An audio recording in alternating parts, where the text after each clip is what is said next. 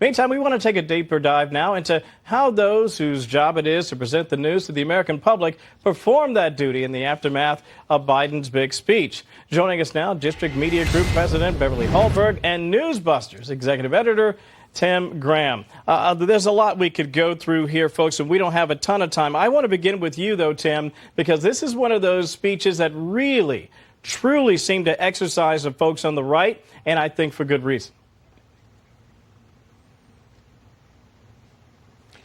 It absolutely did. It was something that when you basically accuse half of the country of being against democracy. This is the whole problem we've had this entire time. It's one thing to say that there's just some little tiny sliver of election deniers.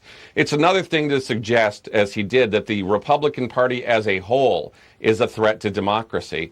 And that should be rejected. And good for the Washington Post editorial board to say this was a nasty partisan speech and it doesn't actually accomplish what he thinks it was supposed to accomplish. Well, I think it was a real shock, too. If the Washington Post isn't on board and you're in the Democrats or in the White House in this particular case, that's a pretty stern rebuke. I think you could make that argument. Beverly, let me get to you now. What was your low point? There are a number for certainly critics. How about you?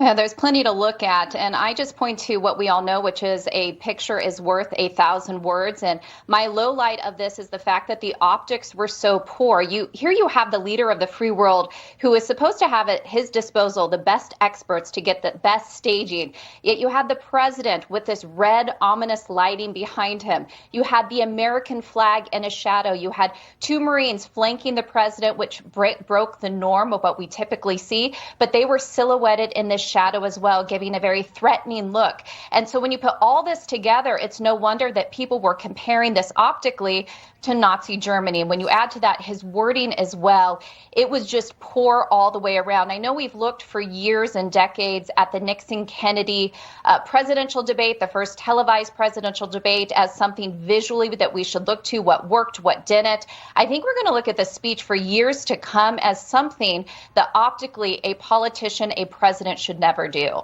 Before we get to your low light, and I want to bring a soundbite in from presidential historian Michael Beschloss.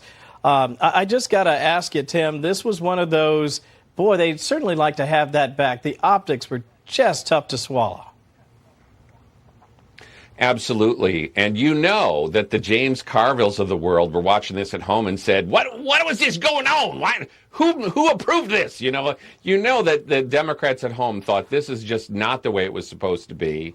And yeah, it was very easily, parodied, compared to Star Wars, compared to V for Vendetta, compared to, Man in the High Castle, and all kinds of, dystopian movies.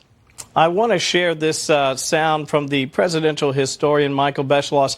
Here's a person who's been around an awful long time, has built up a reservoir of respect, but he made an interesting comment on Thursday. Listen to this, and I want to get your reaction very quickly on the backside there, Tim. And gave the House divided speech, just as Roosevelt gave a speech on the State of the Union about the four freedoms, as you well know, 1941. Here is the time when President Biden has chosen. Okay, I hate to limit it to 15 seconds of a response to that, but what say you, Tim? Well, he was uncorking this. He did it on Chris Hayes. He did it on Lawrence O'Donnell. He did it on Morning Joe this morning. And I just discovered he also did it on the PBS NewsHour. He's comparing Biden to Abraham Lincoln and to Franklin Delano Roosevelt. He's basically trying to sculpt Biden onto Mount Rushmore or something. And that's where you just say, look, this is not serious. It's one thing for Beschloss to go into a dinner with Biden at the White House and flatter in this way. It's another to go on television and try to tell the rest of us this is somehow the Abraham Lincoln of the 21st century. Beverly, 10 seconds left. Put a capper on it for us. Yeah, I think we will look at this again as something what not to do. You saw a lot of liberals and progressives trying to defend this, but it is indefensible. And I think even beyond the video, you have this one photo of the president with his fist raised, and it looks like a dictator. And that is the photo that's going viral. Beverly Hallberg, Tim Graham, thank you so much for spending time with us tonight. I appreciate it. Thank you. You bet.